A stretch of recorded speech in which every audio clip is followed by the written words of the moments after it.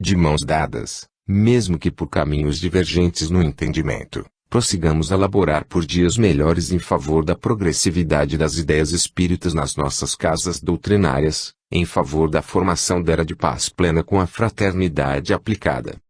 As mãos são símbolo vigoroso de união e trabalho, humanização e solidariedade.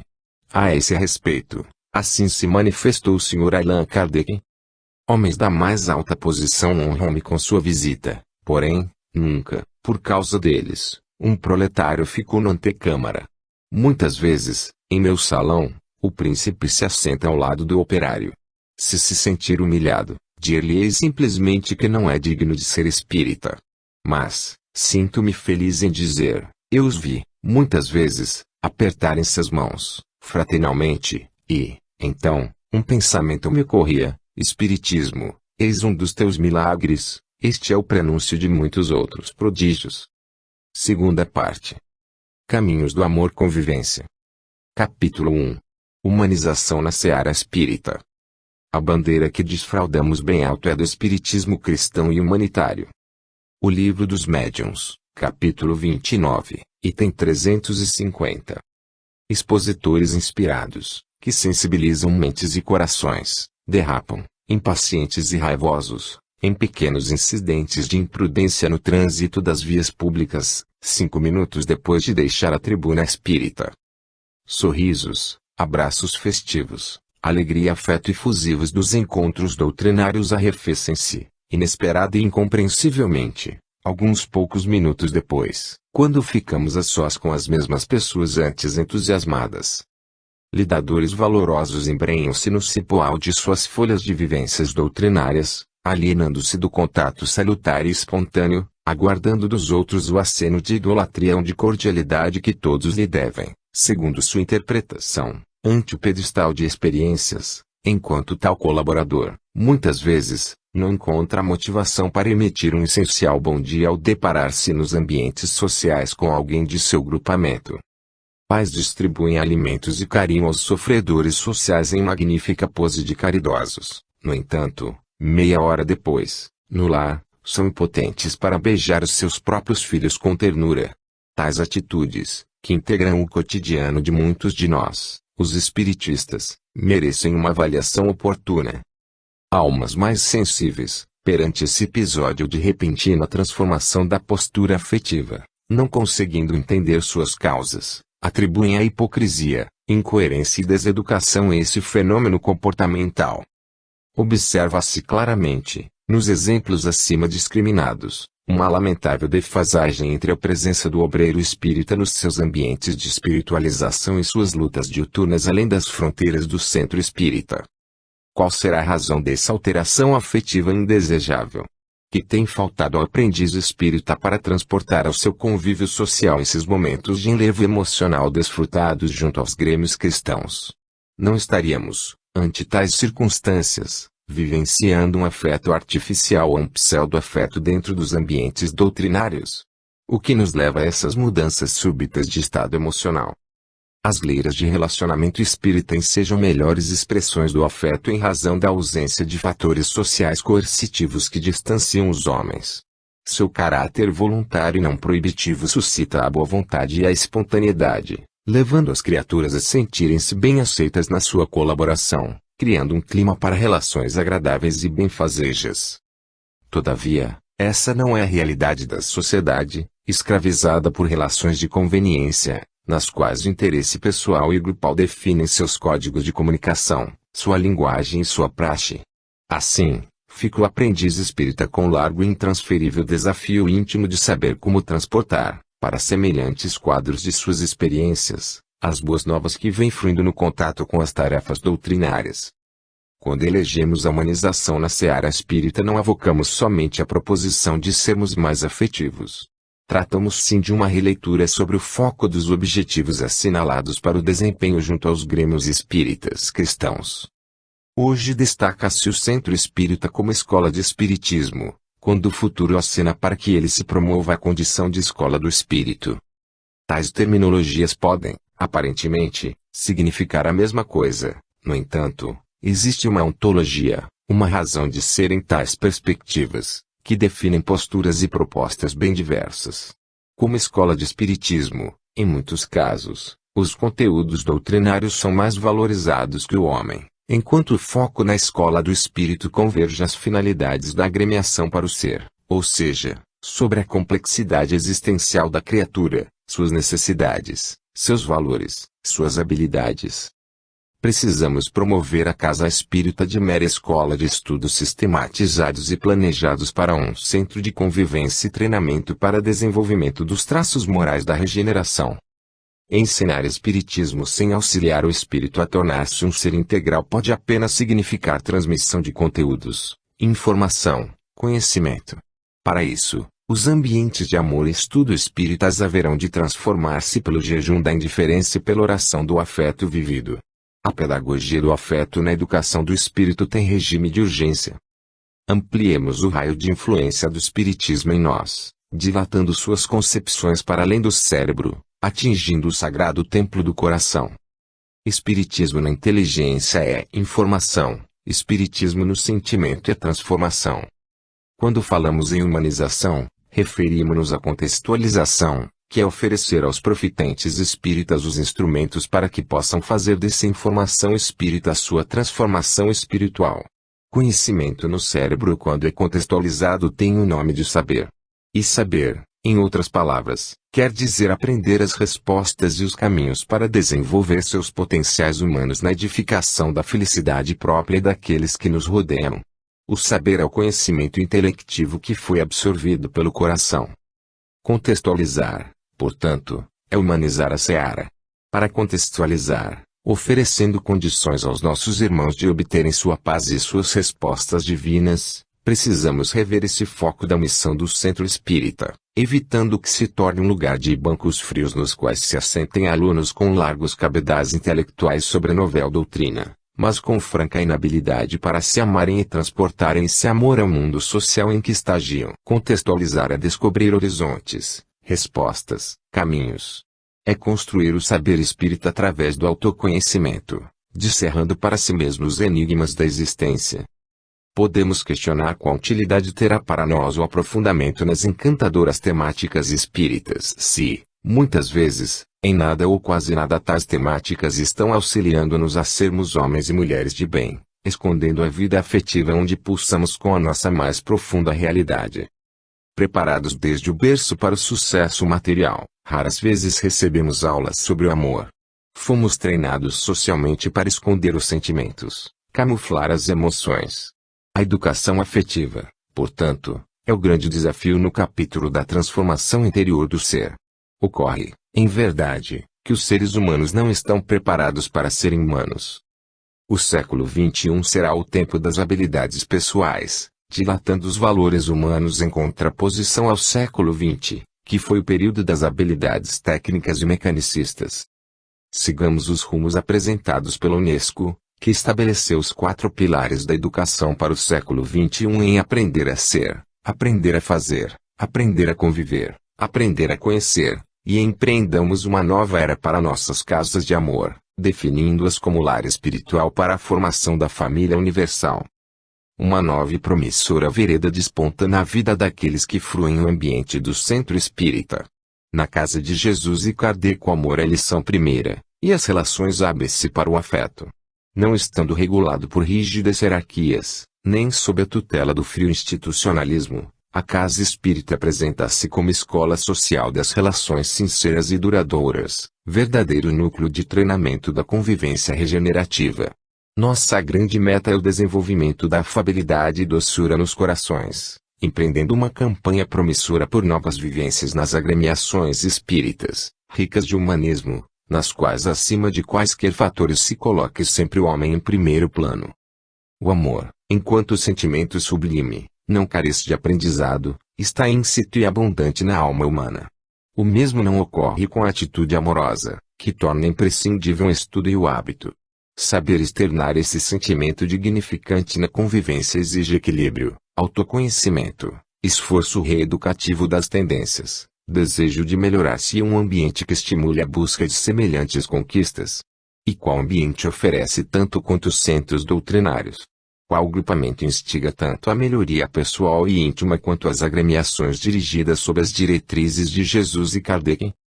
Obviamente, quando proclamamos a necessidade de uma campanha por humanização nas leiras de serviço espírita cristão tão somente, no sentido de um maior denodo em investimentos e iniciativas que ofereçam a seus profitentes melhores condições de entendimento e convivência em favor de uma fixação definitiva do caráter humanitário, já latente nos núcleos de tarefa.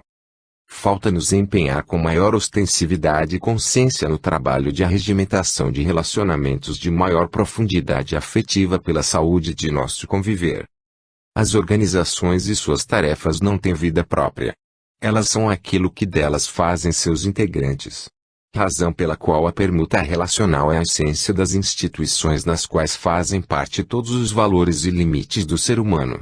Não é, assim, razoável desconsiderar ou mesmo tratar com indiferença a vida emocional desse intercâmbio, a fim de não alimentarmos ainda mais a ação mecânica e destituída de afeto e estímulo, consumindo os ideais superiores de muitos corações que ingressam nas fileiras de labor, sem permitir que o encanto do amor e a alegria da amizade façam parte desse concerto de espiritualidade e crescimento pessoal. Empenhemo-nos em estabelecer estudos, cursos, técnicas, jogos educativos e reciclagens contínuas junto aos grupos que dirigimos, objetivando mais humanização e menos institucionalização. Igualmente, no campo individual, cada qual reconheça que humanizar é dar de si não apenas aguardar as atenções alheias, guardando elevadas expectativas para com os outros. Enquanto dirigentes, investamos na melhoria das condições da vida interpessoal do grupo, elaborando programas saudáveis de convívio familiar e dilatemos os conhecimentos dos tarefeiros sobre a vida de relações, tratando temáticas específicas e adequadas às necessidades e demandas apresentadas na rotina das atividades. Enquanto partícipes das sociedades doutrinárias, busquemos construir esse espaço de renovação para cada um de nós, oferecendo nossa cordialidade, ternura, atenção e carinho para os companheiros, enriquecendo os relacionamentos afins e dilatando as possibilidades de crescimento junto aos menos afins. Um programa permanente, do individual ao coletivo, trará frutos auspiciosos, tornando motivante a convivência.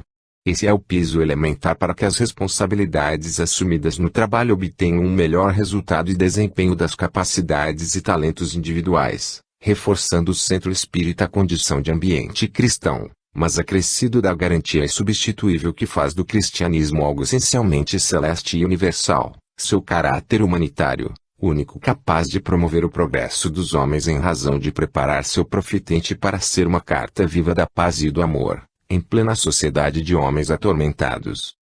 Capítulo 2. Relações socioafetivas. Já vimos de quanta importância é a uniformidade de sentimentos, para a obtenção de bons resultados.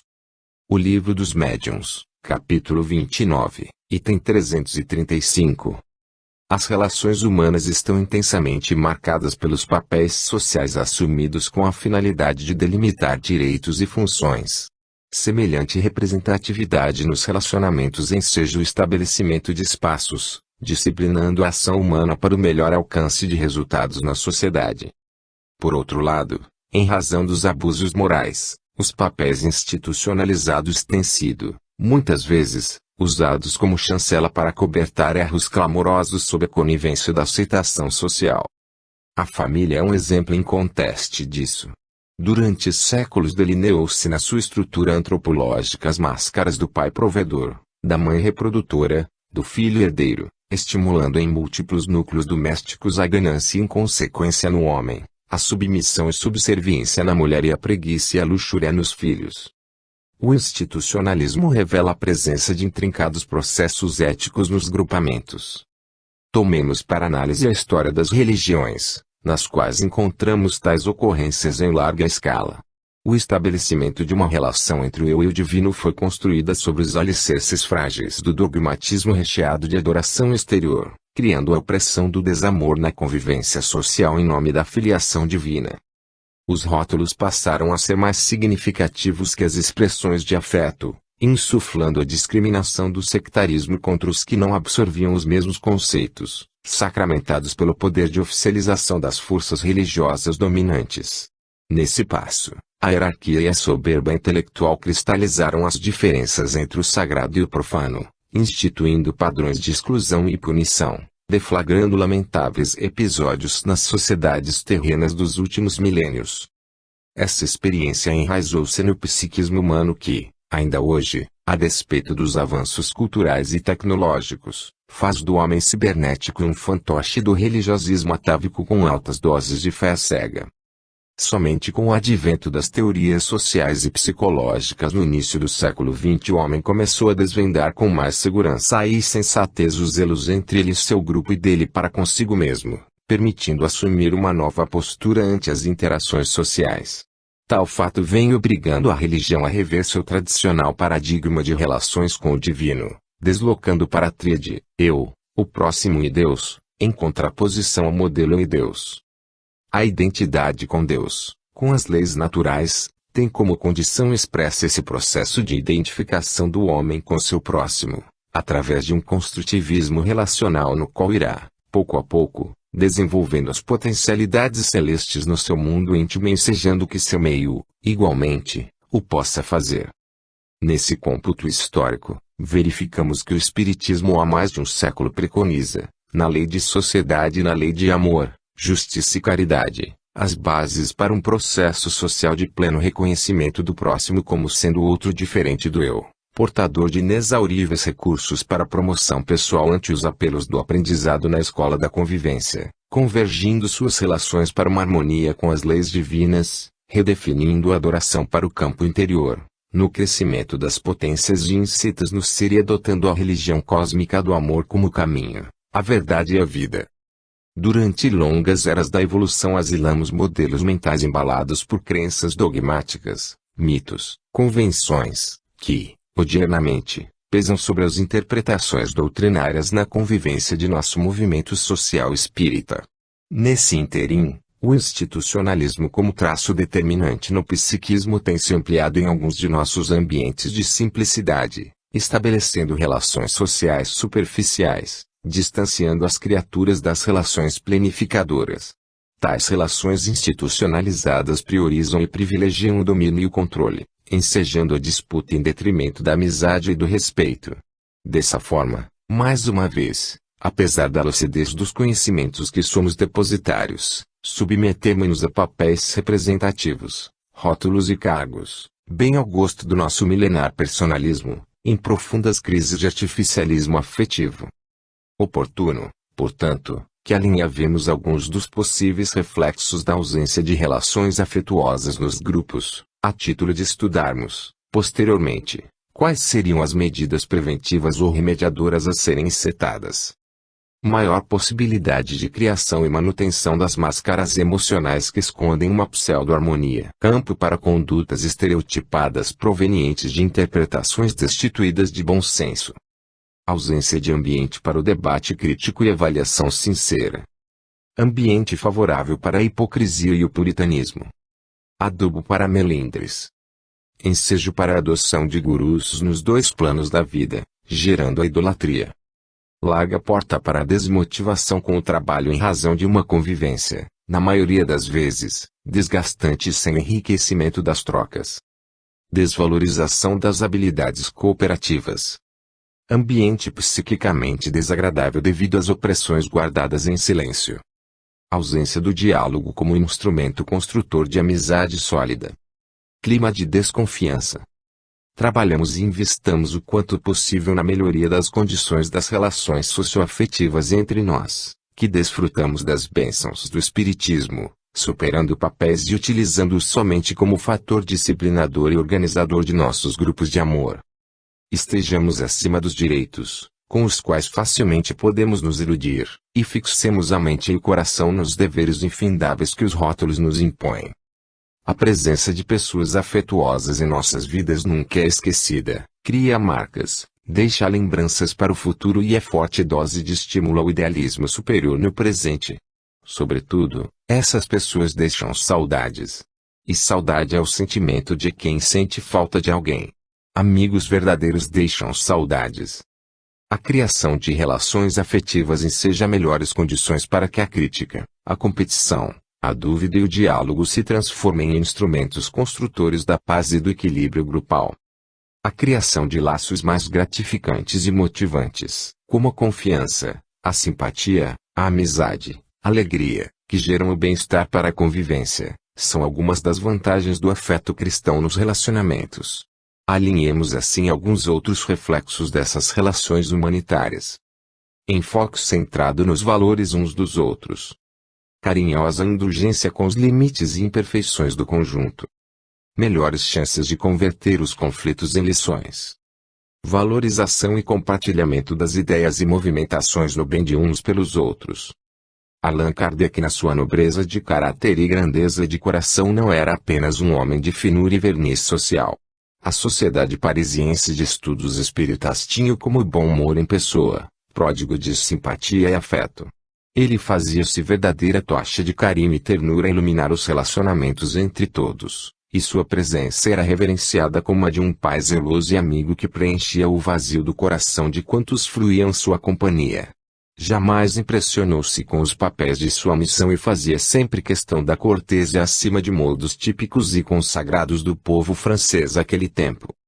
Ele mesmo, com muita felicidade, talvez pressentindo os destinos sombrios que poderiam tomar o movimento social em torno do espiritismo, declarou: "A bandeira que desfraldamos bem alto é a do espiritismo cristão e humanitário", deixando entender que não bastaria o vínculo com a lição do mestre sem a humanização dessas diretrizes na plenitude dos relacionamentos, o que seria repetir erros do religiosismo enquanto representatividade social, em desarmonia com a verdade.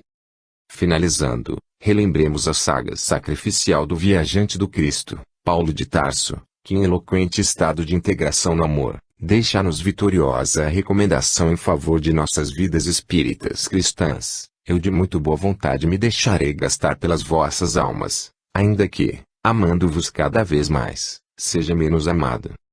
Capítulo 3. Amor e alteridade. As reuniões espíritas oferecem grandíssimas vantagens, por permitirem que os que nelas tomam parte se esclareçam, mediante a permuta das ideias, pelas questões e observações que se façam, das quais todos aproveitam. Mas, para que produzam todos os frutos desejáveis, requerem condições especiais, que vamos examinar, porquanto erraria quem as comparasse às reuniões ordinárias. O Livro dos Médiuns, capítulo 29, item 324. O episódio cristão da traição de Judas encerra infindáveis leituras e lições para as nossas considerações. Jesus sabia que o fato ocorreria, mas nem por isso tomou uma atitude excludente. Mesmo sabendo da diferente postura do apóstolo, manteve-se firme nos ideais de amá-lo incondicionalmente na sua peculiar diferença. Isso é alteridade, o estabelecimento de uma relação de paz com os diferentes, a capacidade de conviver bem com a diferença da qual o outro é portador. A ética da alteridade consiste basicamente em saber lidar com o outro, entendido aqui não apenas como o próximo ou outra pessoa, mas, além disso, como diferente, o oposto, o distinto, o incomum ao mundo dos nossos sentidos pessoais, o desigual, que na sua realidade deve ser respeitado como é e como está, sem diferença ou descaso, repulsa ou exclusão, em razão de suas particularidades. Alteridade, portanto, torna-se aprendizado urgente para o futuro de nosso movimento social espírita, considerando o lamentável processo de exclusão que vem ocorrendo na surdina das fileiras de serviço cristã e espírita, em função de uma homogeneidade utópica. Conviver com os contrários e aprender a amá-los na sua diversidade constitui desafio ético aos grupamentos espiritistas no campo da alteridade, mesmo porque o mastro da nova revelação cristã preconiza a fraternidade como postura de base para relações pacíficas e mantenedoras do idealismo superior, em direção às clareiras de necessidades do homem do terceiro milênio. A inclusão, em nome do amor, é ação moral para a nossa convivência, sem o que não faremos a dolorosa e imprescindível cirurgia de extirpação da egolatria, tão comum a todos nós, almas com pequenas aquisições nos valores essenciais da espiritualização. Diferenças não são defeitos ou álibis para que decretemos o sectarismo e a indiferença, somente porque não compreendemos o papel dos diferentes na engrenagem da vida, que executam uma missão específica que, quase sempre, só conseguiremos entender quando, decididamente, vencermos as etapas do processo de construção da alteridade. Sem deixar de considerar as inúmeras variações que resultam das peculiaridades individuais, apresentemos algumas dessas etapas na caracterização do processo da alteridade, tais como: conhecer a diferença, é a fase de acolhimento do outro, despindo-se de preconceitos e estereótipos éticos pré-formulados, guardando abertura de afeto ao diferente e à sua diferença. Compreender a diferença, criação de avaliações parciais, não definitivas, que favoreçam a análise desse outro, buscando entender-lhe as razões, estudar-lhe os motivos até penetrarmos na essência de seu ser, compreendendo pela apreensão do sentido que ele tem para Deus, seu papel cooperativo no universo. Aprender com a diferença, é uma fase que une e permite acessibilidade mútua, receptividade aos sentidos do outro, propicia uma relação de aprendizado e o elastecimento de noções sobre como a diversidade do outro pode nos ensinar algo, buscando aprender a amá-lo na sua particularidade.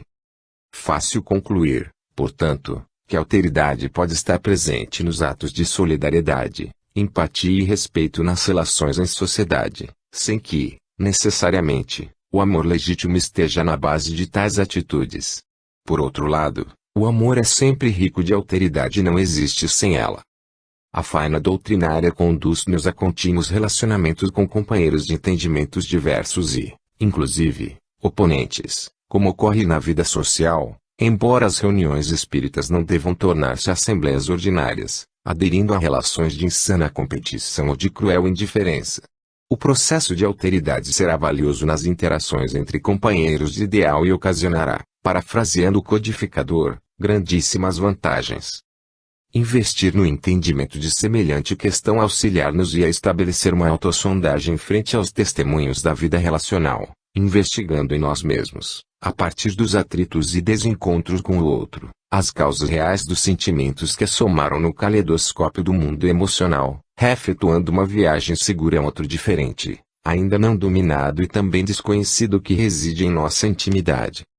Esse outro diferente é o eu divino que resgataremos no aprendizado do auto-amor, possibilitando-nos, a partir dessa conquista, excursionarmos ao mundo alheio, sem cisnar com as sombras do primarismo moral os zelos de amor que devemos entreter com todos e com tudo, em favor do surgimento de um mundo melhor e com mais paz, uns perante os outros.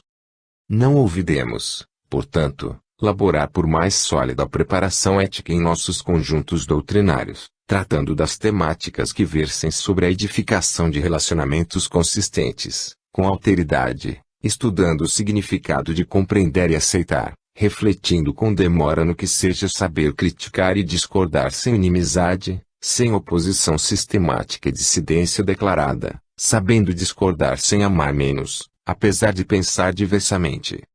Mesmo que nos agastemos inicialmente pela ausência do hábito de conviver harmoniosamente com conflitos e tribulações da vida interpessoal, anelemos por novos comportamentos repletos de amor e alteridade, aprendendo a maleabilidade, o altruísmo, a assertividade, o domínio emocional e os imperativos de vigilância sobre os impulsos menos bons, que serão promissoras sendas na conquista da ética da alteridade.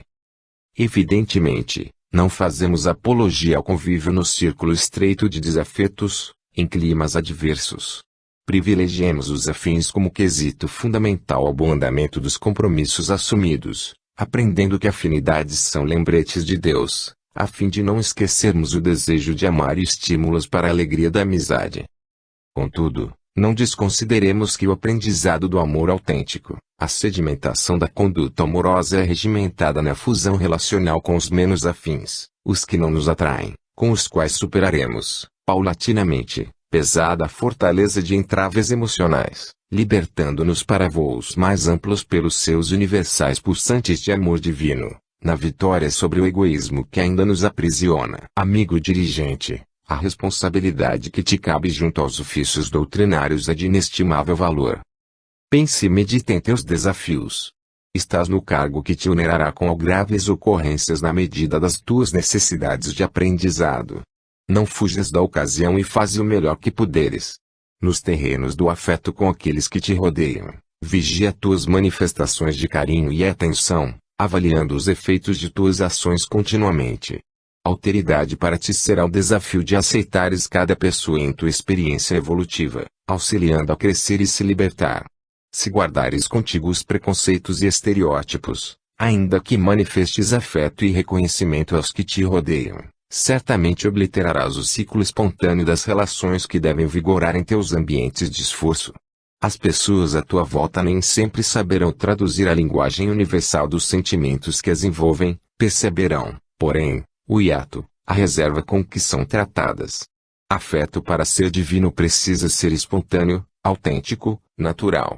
Se guardas dificuldades em entender esse ou aquele companheiro, se não admites determinadas expressões comportamentais que se diferenciam de tua formação doutrinária, se não compreendes determinadas ideias que a ti parecem desconexas da proposta espírita, tenha muito discernimento para que não te aprisiones aos grilhões do personalismo que te subtrai a alteridade, a capacidade de entendimento com o outro. Os dirigentes espíritas conscientes na atualidade precisarão de muita alteridade para cumprir sua missão a contento. Razão pela qual, mais que nunca, aprende o que seja promover e delegar, a fim de permitires aos que te cruzam as vivências encontrar, o quanto antes, com o preparo elementar, os caminhos adequados de crescimento que nem sempre serão ao teu lado. Liberta-te da ideia de uniformidade e ajuda a cada qual a descobrir o seu caminho para Deus, sem jamais esquecer que cada criatura tem o seu roteiro divino. Capítulo 4. Recepção, atendimento e integração. Uma sociedade, onde aqueles sentimentos se achassem partilhados por todos, onde os seus componentes se reunissem com o propósito de se instruírem pelos ensinos dos espíritos e não na expectativa de presenciarem coisas mais ou menos interessantes, ou para fazer cada um que a sua opinião prevaleça, seria não só viável, mas também indissolúvel. A dificuldade, ainda grande, de reunir crescido número de elementos homogêneos deste ponto de vista, nos leva a dizer que, no interesse dos estudos e por bem da causa mesma, as reuniões espíritas devem tender antes à multiplicação de pequenos grupos, do que à constituição de grandes aglomerações. O Livro dos Médiuns, capítulo 29, item 334. Grupos harmonizados entre si têm o coração aberto aos que chegam e tornam-se convites vivos para que outros participem dos ágapes de sua instituição, já constituindo essa postura afetiva um benefício expressivo no atendimento às dores alheias. Nesses dias de definição e reajustes, a família, que deveria cumprir seu papel de núcleo educacional das virtudes superiores, perdeu seu norte pela fragilidade moral de seus membros, ficando assim a criança e o jovem, mais tarde o próprio adulto, à mercê dos fatores circunstanciais da vida para acolhê-los em clima educativo e formar laços de afeto estimuladores. Nessa hora da existência surge o centro espírita qual salva-vidas no tempestuoso mar das provações, apresentando uma proposta preenchedora de paz e estímulo a novos caminhos. A alma, então, começa a procurar a si mesma, travando contato doloroso com sua intimidade, dilacerada, pobre, doente. Por isso, as instituições espíritas, na pessoa de seus dirigentes e trabalhadores, devem dar-se conta da responsabilidade que é receber e encaminhar os corações que lhe batem à porta, famintos de luz e apoio. Em verdade, em muitos casos, as agremiações espíritas têm cumprido o papel de lar e família de grande parte de seus frequentadores. A dor que apresentam como cartão de visita nas noites de reunião é apenas o resultado de um processo de anos de solidão, desamparo, falta de orientação e carência de afeto familiar e social, adoecendo, por fim, a vida afetiva do ser. Abracemos cada pedinte como nosso filho ou irmão, e ofereçamos-lhe a oportunidade de integrar a nossa família espírita, fazendo parte da nossa família espiritual, refestelando-se conosco dos banquetes de luz e amor que o Espiritismo nos propicia, fortalecendo-o para regressar mais animado e esperançoso em dias melhores junto aos seus. Passemos-lhe o nosso bem-estar, contando as histórias felizes que inclinaram-nos às diretrizes espíritas. Os líderes espíritas, porque possuem aguçado senso crítico, quase sempre, destacam a precariedade em que se encontram muitos serviços doutrinários e apontam mudanças necessárias, o que é muito justo. Não podemos deixar, por nossa vez, de atestar o valor que têm as atividades doutrinárias, mesmo nessas condições, em se considerando que, Para a grande maioria dos que as integram, elas são fonte inexaurível de paz, amparo, orientação e disciplina, tendo em vista a escassez de recursos morais e espirituais de seus lares ou de outros ambientes de suas vivências atuais. Recepcione-os, valorizando. Atenda-os, orientando. Integre-os, promovendo. Valorização, orientação e promoção constituem um programa educacional de amplas possibilidades, e quando conseguimos vencer tais etapas sob o amplexo do afeto fraternal, ensejamos aos novos trabalhadores a coragem para o recomeço, para o batismo de um novo homem, para reencarnar na encarnação retomando seu planejamento original antes de seu regresso ao corpo carnal, resgatando seus sonhos. O passo inicial para a composição de grupos fraternais ocorre naquele momento da recepção amiga e eterna.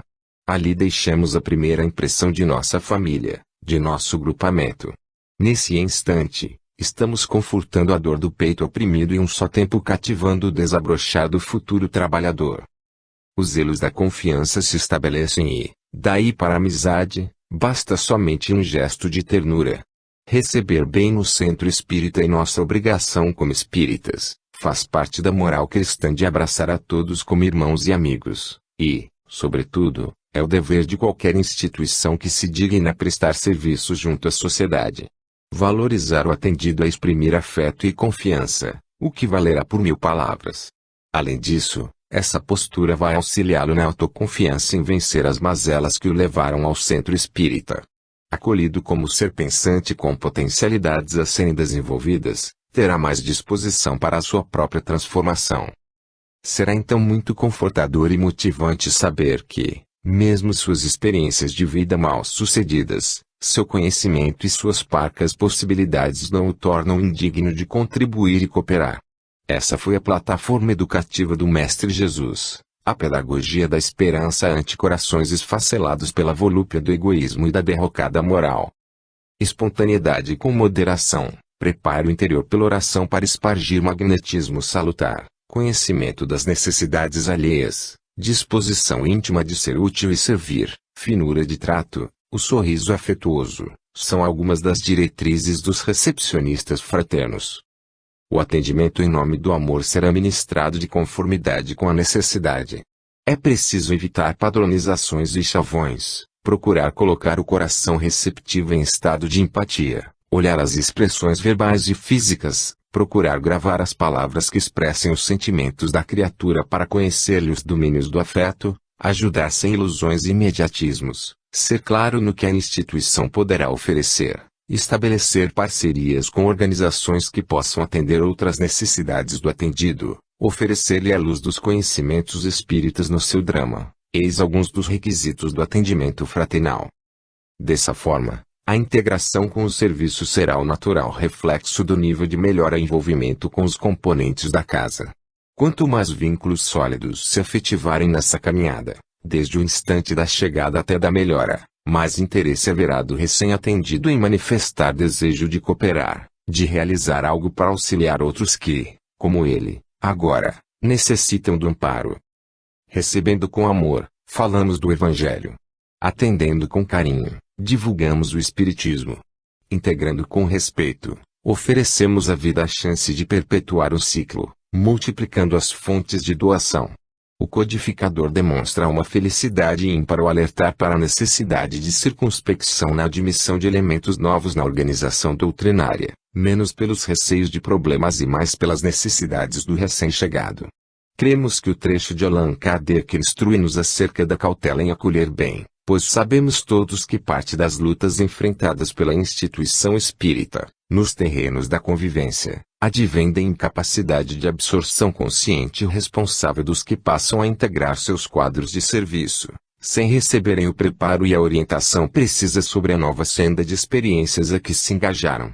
Quanto melhor acolhida, melhor será a integração, mais plena de consciência individual quanto aos novéis deveres assumidos, trazendo, por consequência, frutos mais valorosos e alegrias para todos. Capítulo 5.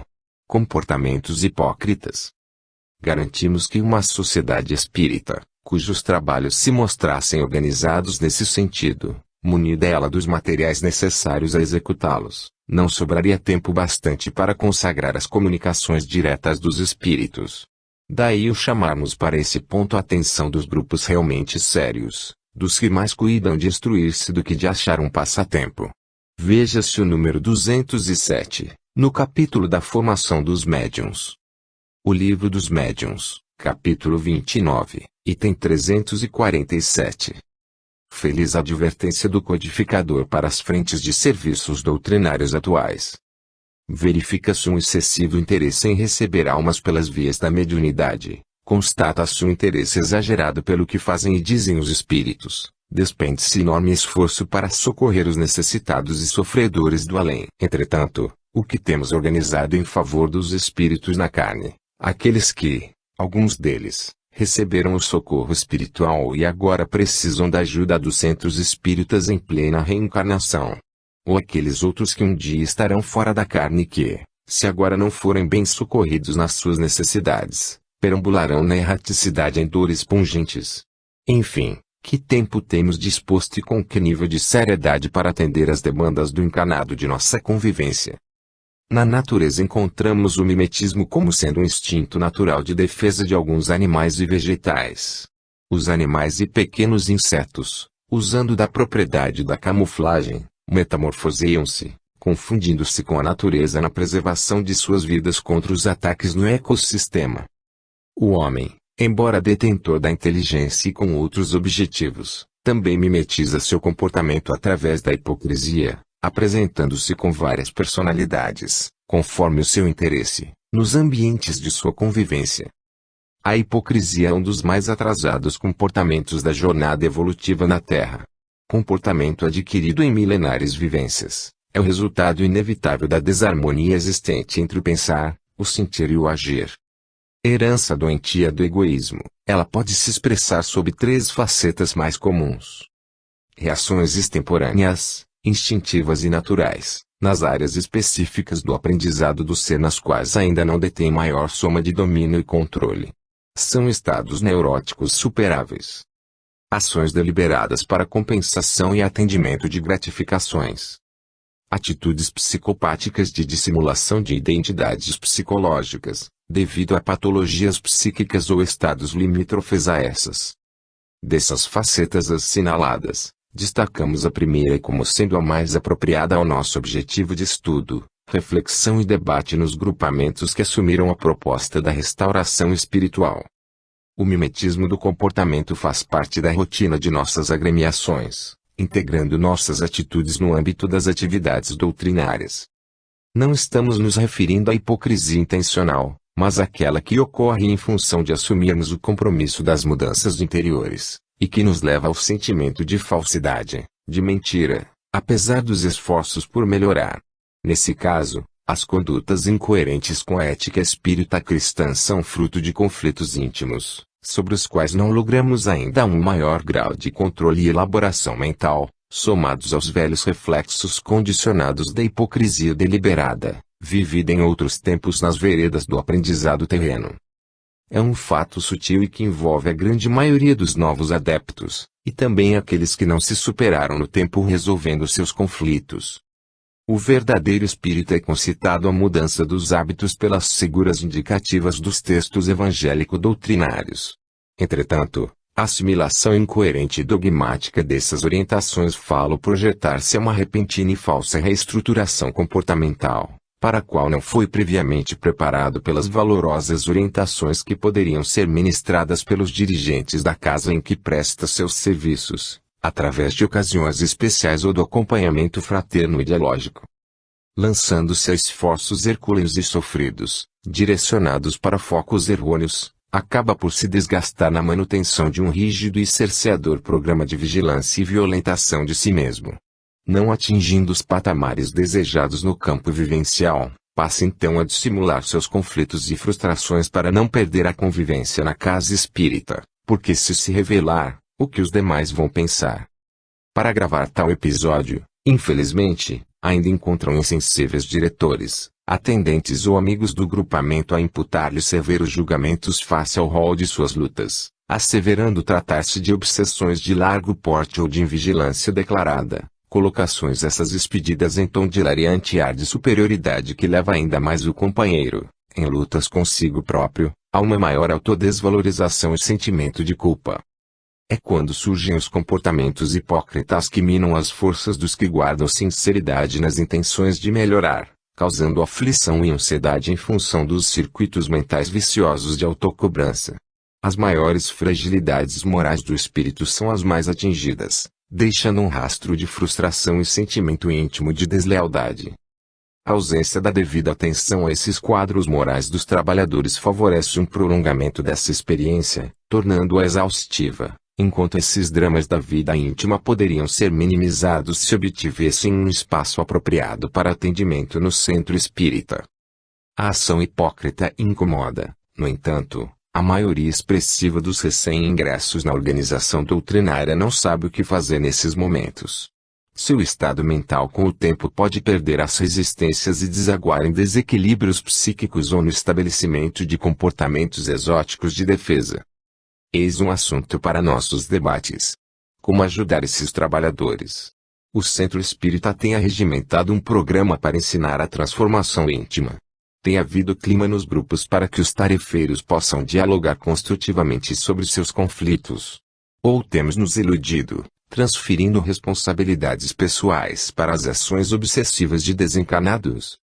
Muitos corações, não suportando o peso dos continuados embates íntimos, optam por abandonar tudo em fuga silenciosa, porém, desesperada. Encontramos aqui em nosso plano quem não soube administrar seus conflitos e tombou na morte escolhida, depois de fazer do seu campo mental um vulcão efervescente de dúvidas, frustrações e desamor a si mesmo. Nesse sentido, anotamos o prejuízo causado pelos estereótipos comportamentais adotados em muitos núcleos, eleitos por seus dirigentes como sendo marcas de verdadeiros espíritas, gerando isso um nível mais acentuado de ansiedade em quem vive sinceramente na busca de seu autoaperfeiçoamento, quando se espera de todos nós o acolhimento afetuoso e indulgente, especialmente nos momentos de mais fragilidade dos novéis discípulos, estimulando-os, no clima da amizade, a sempre recomeçarem quantas vezes se fizerem necessárias. Não lograremos êxito sempre. Vezes sem conta ainda sentiremos de uma forma, pensaremos de outra e agiremos antagonicamente a ambas. A harmonia entre o sentir, pensar e agir é o estado de plenitude para o qual todos nos destinamos. Até lá, vez que outra, ainda teremos comportamentos hipócritas não intencionais, que pelo incômodo causado servirão de fonte preciosa de autoconhecimento para os que guardam a lealdade consciencial. Errar em clima de lealdade é a lição imperecível. Lutemos com tenacidade para que o quanto antes alcancemos a autenticidade na conduta, a fim de não termos que pagar o ônus de carregar as pesadas máscaras da superficialidade e da mentira. Desde que não cultivemos hipocrisia calculada, caminhemos para frente, guardando a certeza de que nossa harmonização com a verdade custará instantes de insatisfação e autodesvalorização que não devem nos abater. Acima de tudo, o mais importante é trabalhar e confiar ao tempo a solução de nossas experiências, porque, mesmo depois de vencida a etapa mais dolorosa, ainda teremos que lutar com aspectos muitíssimo sutis de sua presença em nossos atos. Buscando estudar nossas reações, descobriremos nossas personas e as sublimaremos em regime de perseverança e convivência pacífica conosco mesmo.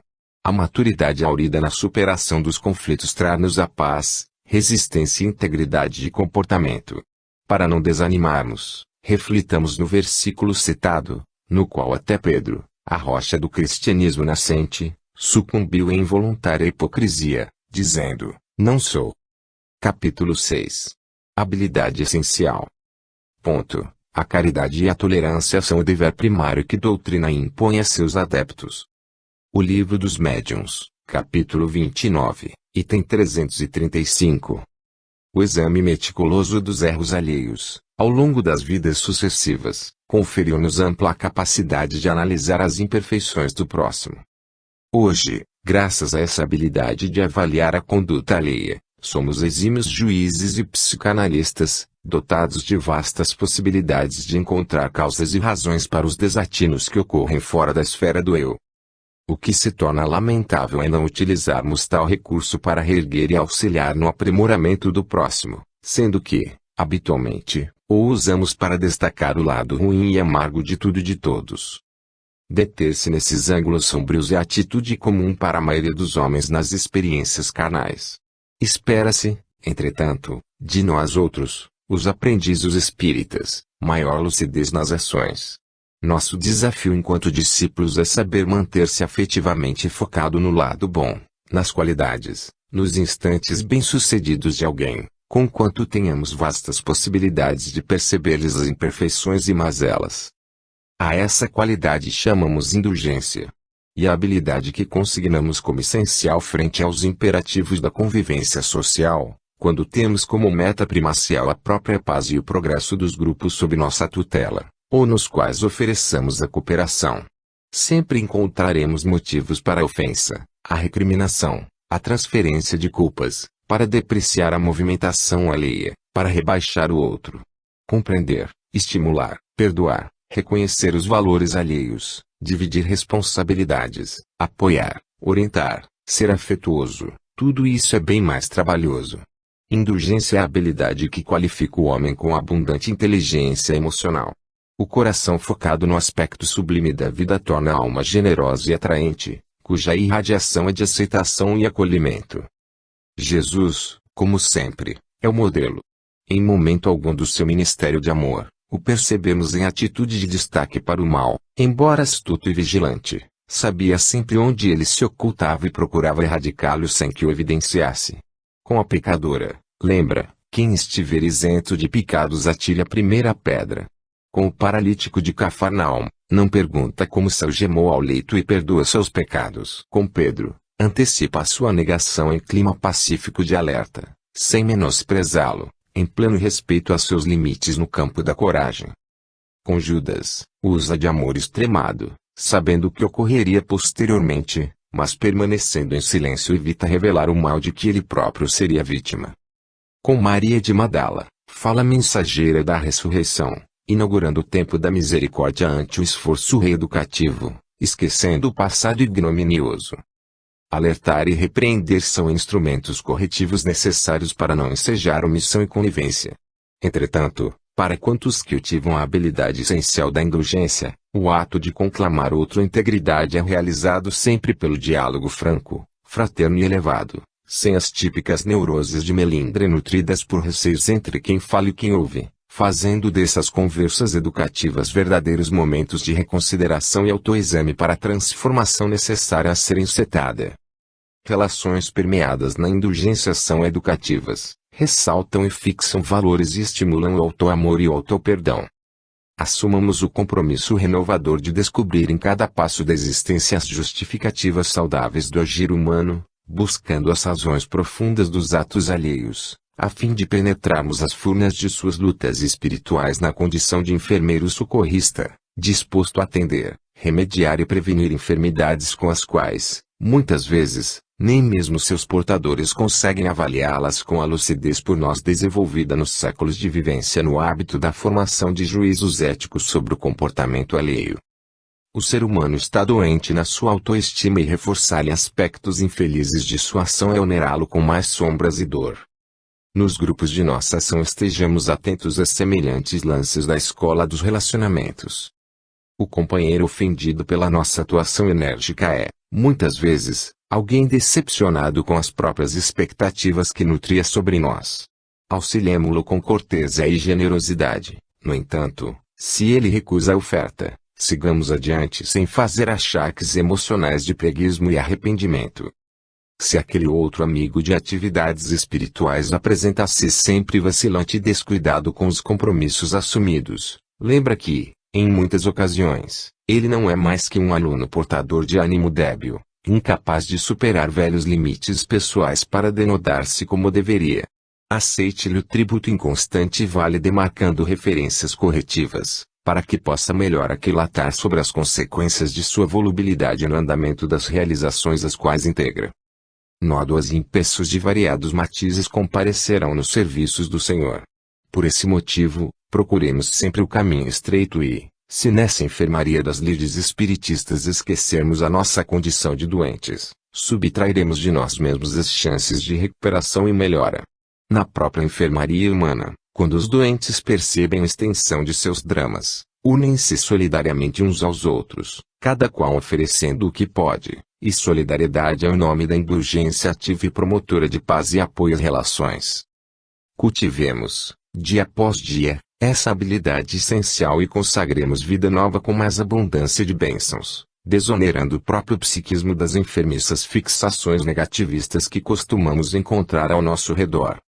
Anotemos alguns prováveis resultados das fixações sombrias despejadas sobre o mundo e as pessoas. Assolamento de maus sentimentos. Climas inamistosos. Inviabilização para as mudanças necessárias. Misericórdia, tolerância máxima, eis as medicações apropriadas de uns para com outros, assim como lembrou José na seguinte colocação: sede indulgentes, meus amigos, porquanto a indulgência atrai, acalma, ergue, ao passo que o rigor desanima, afasta e irrita. O Evangelho segundo o Espiritismo, capítulo 10, item 16, José, Espírito Protetor, Bordeaux, 1860. Capítulo 7. Condutores afetuosos. Nos agregados pouco numerosos, todos se conhecem melhor, há mais segurança quanto à eficácia dos elementos que para eles entram. O silêncio e o recolhimento são mais fáceis e tudo se passa como em família. As grandes assembleias excluem a intimidade, pela variedade dos elementos de que se compõem, exigem sedes especiais, recursos pecuniários e um aparelho administrativo desnecessário nos pequenos grupos. O Livro dos Médiuns, capítulo 29, item 335. Sorriso irradiante, cordialidade contínua, conhecimento aurido na vivência, conduta íntegra, afeição indiscriminada, eis algumas das marcas dos dirigentes emocionais. Habituados a conduzirem-se pelo coração, são dotados de uma sabedoria espontânea adquirida na solução de suas problemáticas interiores, e porque convivem bem consigo, são afáveis e agradáveis no conviver com os outros. Atos de equilíbrio, intuição e bom senso lhes são costumeiros, já que são portadores de harmonia e serenidade. Condutores afetuosos são os que acolhem com cuidados especiais os seus tutelados e se desvelam com carinho pelos deveres da tarefa. Nos dias que passam, tornam-se como polos atrativos de almas, graças à sede de atenção e ternura em que se encontra a grande maioria dos corações, sofridos e carcomidos em suas energias pelas provas dolorosas da reencarnação. Como dispõem sempre de afeto cristão, fazem-se fonte de estímulo, esperança e diretriz no encaminhamento das soluções a quem recorrerem os que lhe partilhem a convivência. Apoiam, sem conivência. Ajudam, sem paternalismo.